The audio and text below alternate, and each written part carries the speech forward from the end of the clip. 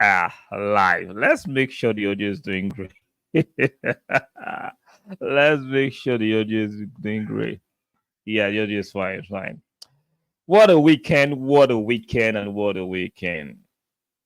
Mm, very interesting weekend. Like I said during the live stream I had on Saturday, post match reaction. It was going to be some kind of feast for the naysayers. This is the right time for those who don't like Ateta to come out with their all kinds of jargons, all kinds of narrative. Those who want to, monetize uh certain narrative about the club. They're having a field day. The talk sports, the terraces, the AFTVs, and the rest. They're having a field day.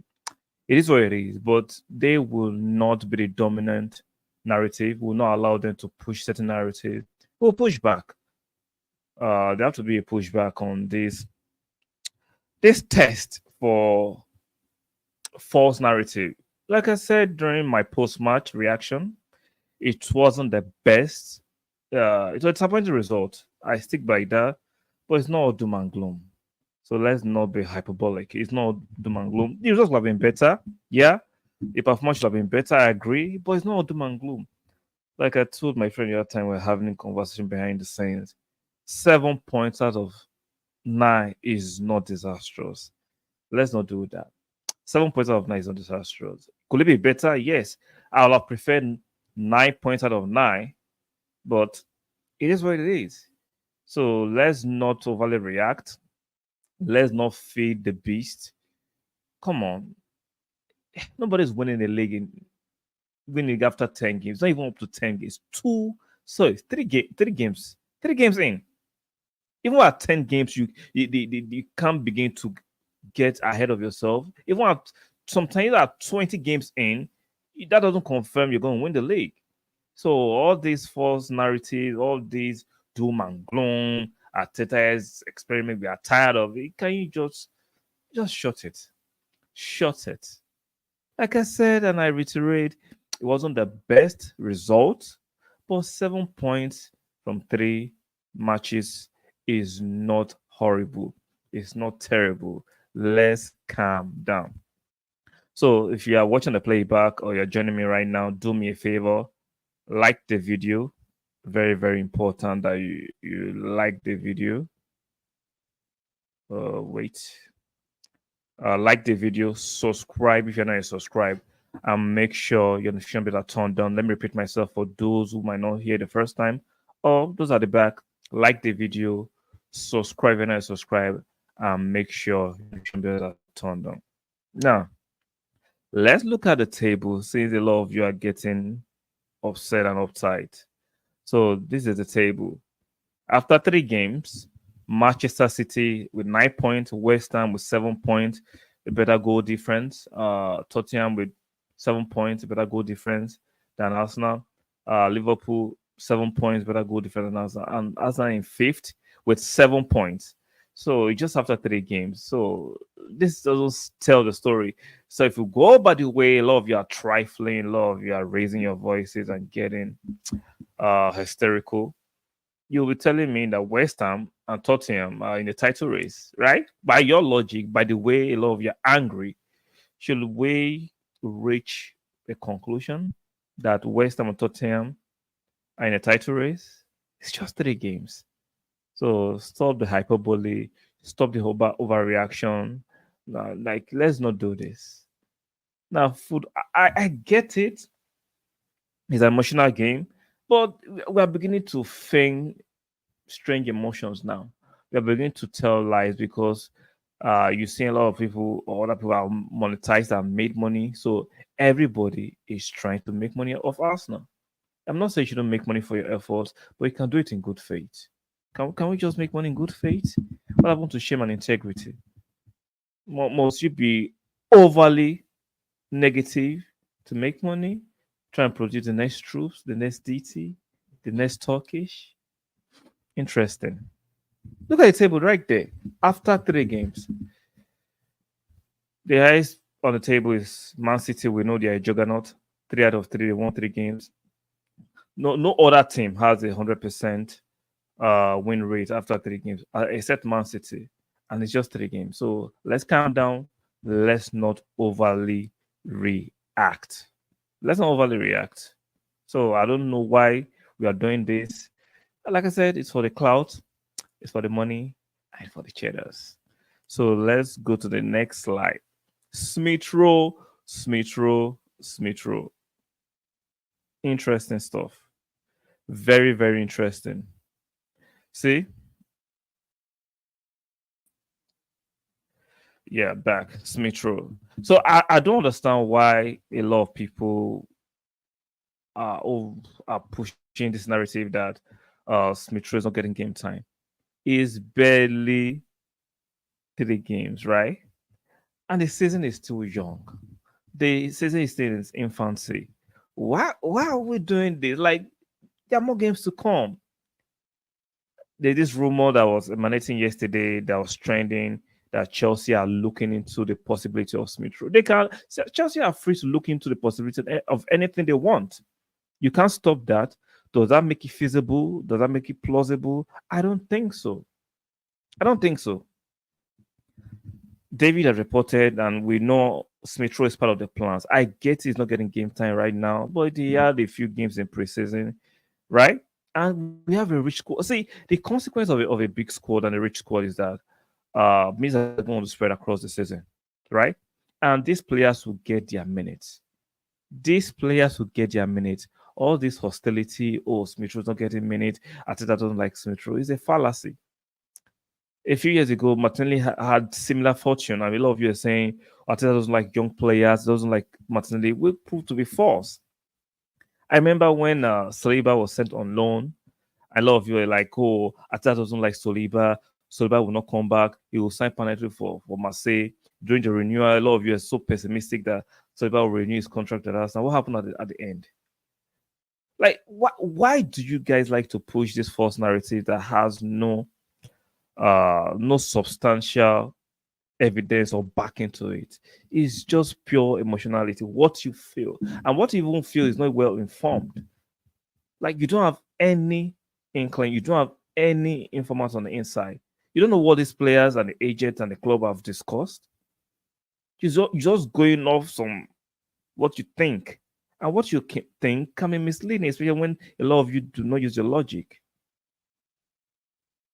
Smith Rowe, I'm sure, has assurances from Arteta that once we start playing 2 games a week, he doesn't need those assurances. Once we start playing 2 games a week, trust me, Smith Rowe will get enough games. We don't want the repeat of what happened last season, where we burnt out Saka, we burnt out Martinelli, we burnt out Ben White.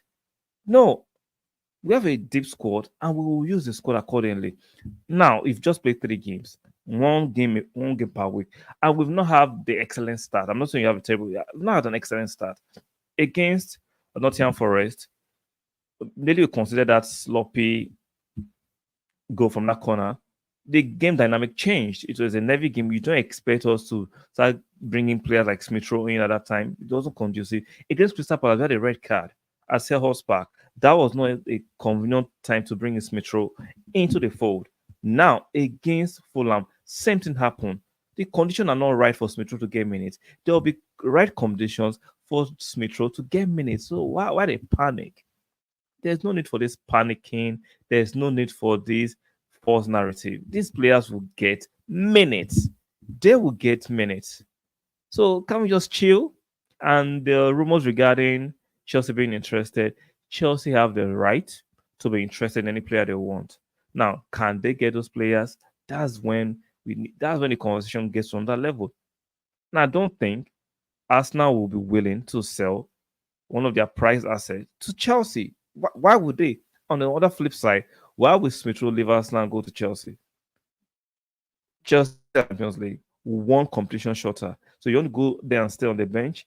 Won't you rather stay on Arsenal's bench where I'm very sure he will get minutes rather than go to Chelsea and spend time on the bench or go on some needless loan. So come on, man. I do not buy that story. So you guys can continue to waffle around, continue to push these narratives and these panic talks. It's not making sense. most of these talks are about Smith Rowe leaving. There's nothing substantial about it. You guys just want traction on your channel or your Twitter called X these days. People are looking for all kinds of ways to be irrelevant and get views. So it's a hustle. Mm. You can hustle in good faith, but people would rather hustle in bad faith. So I don't see anything in that Smith Rowe rumor. He will still be an Arsenal player by the second of September, 100%.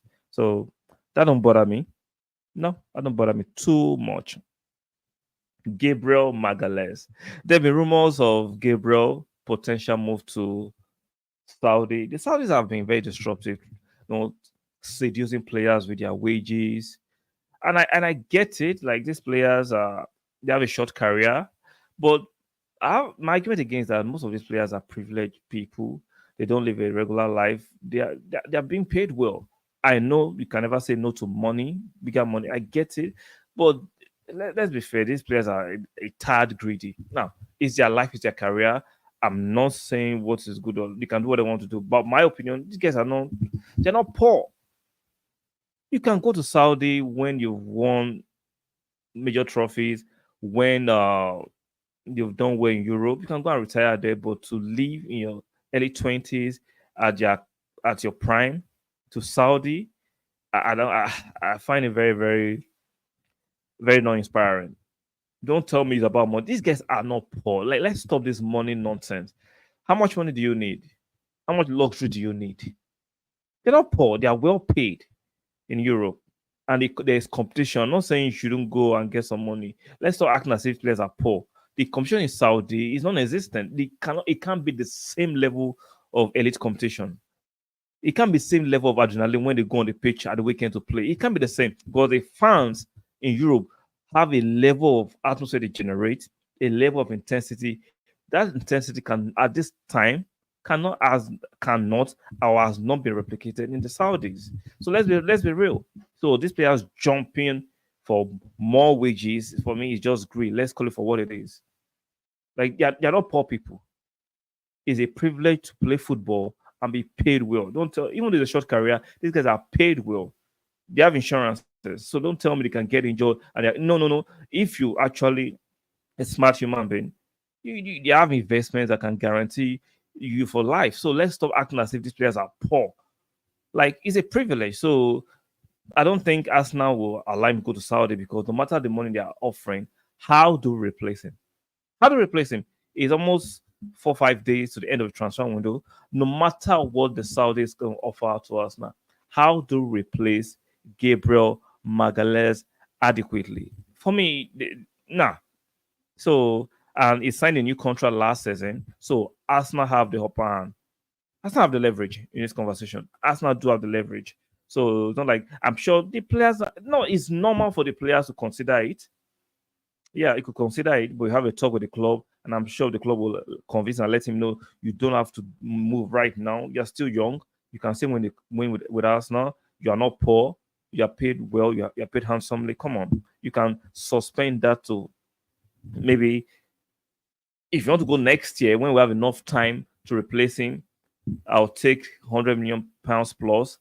I'm sure Arsenal will take that £100 million plus. But right now, it will be senseless. It will be suicidal for Arsenal to actually consider it to sell him. It will be self-sabotaging for Arsenal to actually sell Gabriel Magalhaes right. I don't care how much you're offering. How do you replace it? Because okay, let's say hypothetically we get £100 million from the Saudis now. Any club we turn to, we want the same amount of money for their player. So there's no gain. There's that for me, that's silly. How many left-sided central defenders are with Gabriel quality can we find at the market that are affordable, that the clubs are willing to sell at this time of the transfer window? So it will just be silly for us to do that. So I don't think Gabriel will be leaving. I understand the rumors are there. They are lingering there. They are not going away. Trust me. I don't think Edu, Arsenal, the current case, will want to self-sabotage their efforts. So I do not buy that. So let's go to Nketiah. Nketiah for me had a very good weekend, even though it's been overshadowed by the disappointing draw at the weekend. Nobody wants to talk about the fact that Nketiah came in the second half and scored a good goal, and his performance was top notch. A lot of people were clamoring for Trossard to come in. Now, this is not me trying to trash Trossard, but let's be real. Trossard was piss poor on Saturday. That's the worst game Trossard have had in the national shirt. That's the worst game. Like Trossard was trash. The touches were not there. The movement wasn't there. Trossard couldn't get anything going for Arsenal. Nketiah comes in second half. He pace. He was drawing defenders to the side.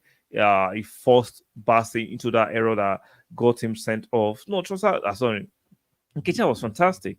But I understand it was overshadowed by disappointing draw because a lot of us expected a win against Fulham, which is fine. But this things happen in football. Like, but nobody wants to talk about the fact that Nketiah was good. Like he looked very good. His touches, his runs, his pace, his energy was very infectious, and I like what I'm saying. But people would not give Nketiah his kudos because it's not what they want to talk about. They rather talk about Kai Havertz.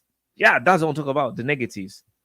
Now, I'm not saying we should not talk about the fact that Kai Havertz could have done more and Kai Havertz had a poor game in national shirt. I get that. But what about the positives? Nketiah scoring a goal, coming in the second half. But there was this statistic that he has never scored coming off the bench. But he did that off the bench, not starting a game on Saturday against the Premiership team. But we don't want to talk about that. So shout out to Nketiah for changing those fortunes. And this man, for me, was my man of the match. He came in and he was a different animal on the pitch. Fabio Vieira, what a player! You know, when he came in last season, enjoy he have his preseason. And aside from the match away at Brentford, I don't remember any other match that Fabio looked good. I don't remember any other match. I do not remember any other match that Fabio Vieira looked good aside from the game against Brentford. And some of us are having reservations about regarding this signing. Will it work? Now you could tell there's quality in Fabio. There is a quality player, but he's physically kind of inferior at the moment. He doesn't dominate games. I can say you can look back to the likes of Odegaard. He had the same struggles at the beginning of his Arsenal career. Sometimes it takes certain players after a season or two to actually get their groove on in a new league. And like I said, let's give him one more season and see where he fits. But I always maintain there's a player in there. There's quality in there. But physically, can he do more? Can he dominate games? Can he be more infectious? And he showed that in his 30 plus minutes cameo on Saturday against Fulham. He was all over the gaff. Movement, quickness, tempo. He raised the tempo. He drew that foul for that penalty for the equalizer. He had that superb assist for Nketiah to score. He almost actually scored a goal. He almost scored a goal. What a fantastic save from Leno. So Fabio was moving. He was moving mad. Fabio was moving mad on Saturday, but nobody wants to talk about that. Shout out to Fabio. I like him. Regardless of how I was kind of critical about his performances, but I always maintain there's a player in there. I see it. His touches, his technical ability, his vision is there, but can he adjust physically? My problem with Fabio is like, can he adjust physically to the league? Because the likes of Bernardo Silva and the other Silva that played for Man City, they have similar profile and similar style, but those guys found a way to acclimatize to the physicality of the English Premiership. But in the last season where Fabio came in, we could see he struggled. He was struggling physically with the league, and I had my reservations like, can he actually cut it? But what he showed on Saturday, what Vieira showed on Saturday, if that's the tip of the iceberg, this guy is going to cook. He is going to cook in this league. He's going to cook in this league. So I like what I saw, even though it was brief. Hopefully, he gets another cameo on Sunday against Manchester United. I'll be shocked for him to start against Manchester United, even though we're not doing the preview right now. I'll be shocked if he starts against Manchester United. But no, I think I saw surprises. He has been saying it. He wants to be very unpredictable this coming season. So I won't be I'll be surprised, but if I don't think Fabio, you guys, you think Fabio will start against Manchester United on Sunday? Because I don't know if Ateta will remain stubborn and play Kai on Sunday against Manchester United. I'm not saying you should take him out because Kai is a horrible player. I just think take him out because of the fans are on his back. Since it will be a home match against Manchester United, you want to take out the firing line for now and reintroduce him back. So that's my opinion. I said, let's see what uh Mikel Arteta will do. So we'll do that preview maybe Friday or Thursday, a few days before that match. So Fabi for me, fantastic player, looked very good, looked very sharp on Saturday, and for me, he's my man of the match. Fabio Villa for me is my man of the match. Even though it was 30 minutes cameo, even though Keita scored the second goal, for me, Fabio was superb against Fulham at home. So let's talk about this man. This man is under scrutiny right now. Mikel Arteta. I like him. I understand why he is being heavily criticized because of the so-called experiment. Partey playing as a right back. I know Partey is not optimal as a right back, but he can do a job. Nobody is talking about the fact that the reason why Partey is playing the right back because our player Timber was supposed to play in that position. Unfortunately, he has been ruled out of the season with that ACL injury. And actually changed some of his plan. That's why he's playing Partey at right. I was discussing with someone today behind the scene of like, if hypothetically Timber wasn't injured, Declan Rice or Partey, one of those midfielders will have been missing out of the starting 11, and fans will still be on his back. Like he can't see. It's like fans are just insearchable. You ask for a deeper squad. You got a deeper squad. You're complaining. Like, what do you guys want? I would love to know. What do you guys want? The consequence of a deeper squad is that sometimes players will get dropped. Look at Man City. Diaz gets dropped sometimes. Stoke gets dropped. Walker gets dropped. Bernardo Silva gets dropped. Foden gets dropped. De Bruyne gets dropped. Like, I don't get it. Once you have a deep squad, players will be rotated. Players will get minutes. And these frustrations that a lot of you are sharing about some of your favorites not getting game time, once you start playing twice a week, these players will get game time. I get it. You might not understand or comprehend what Mikel Arteta is doing because not that some of you don't understand it, some of you do. Just because we've not gotten 9% out of 9, suddenly you want to pile on him. Give him a break. Give Mikel Arteta a break. He hasn't done anything out of place. 7 points out of 9 is not terrible. It's not terrible. Stop being hyperbolic. It's not terrible. Give him a break. I still believe in him. I know what he's doing. Some of you don't want to understand it because you have your secret agenda. So, like, let's just take a chill pill. Yes, it has not been an excellent start compared to last season, but seasons are always different. Last season, like even after 10 games, the table has not given you the incline of who will win. Now we know Manchester City are a juggernaut; they are a beast of a team. Granted, I give you guys that, but after 3 games, are you going to start screaming and ripping everything apart and moaning? It's too early. It's too early. Let's wait. He knows what he's doing, he has enough credit in the bank for me. Trust me, he has enough credit. Now, for you, you could if you don't disagree, I get it. For me, he has enough credit in the bank. Then, if we're going to be logical, like I said to someone the other time, 7 out of 9 is not average. That's not excellent. That's very good.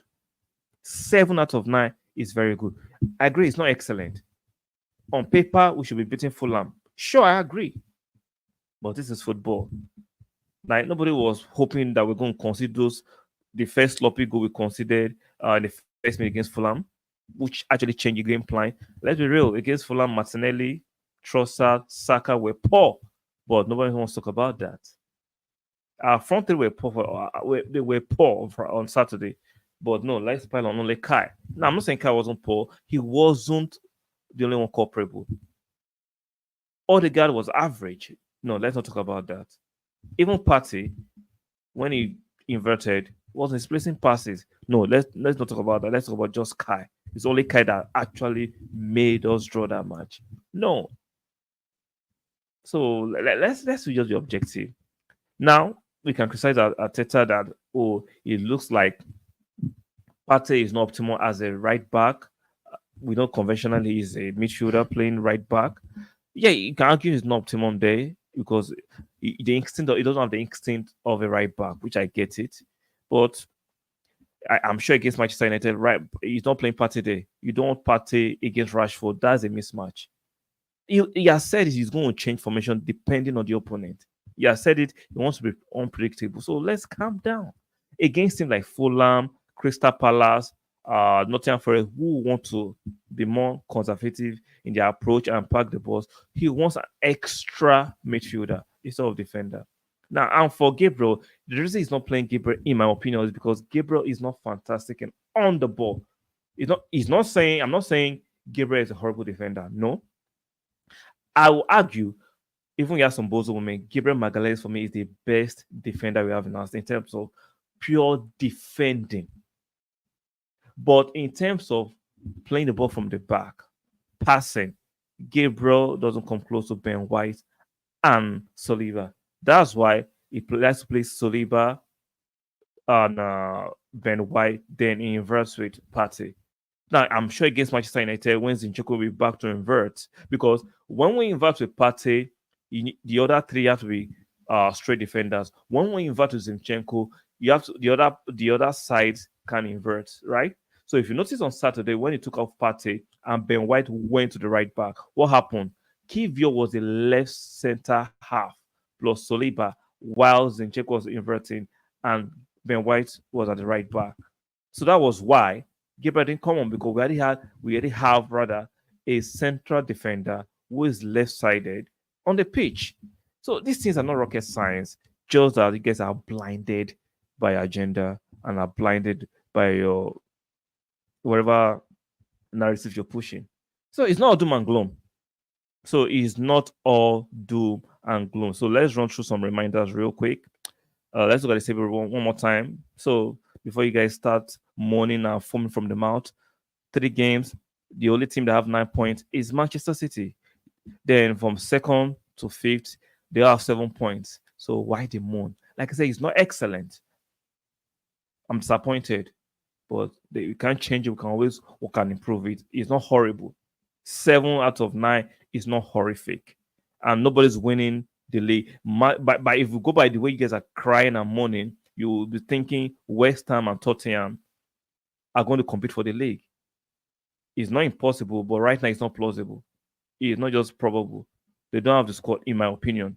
But by the after 3 games, you think they're going to compete. So let's calm down. Let's calm the F down. And we spoke about Smith Rowe. Smith Rowe will get his time, right?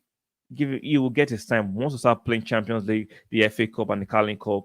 All these players will play. The other players look at Reece Nelson that has not had any game. So let's calm down. So this guy will get his time. And regarding Gabriel Magalhaes, those rumors, I get it because he's not playing. The coincidence of the rumors that he's not playing, suddenly people think he's going to leave. Arsenal will not sell one of their best defenders. Arsenal will not sell Sabotage. So calm down.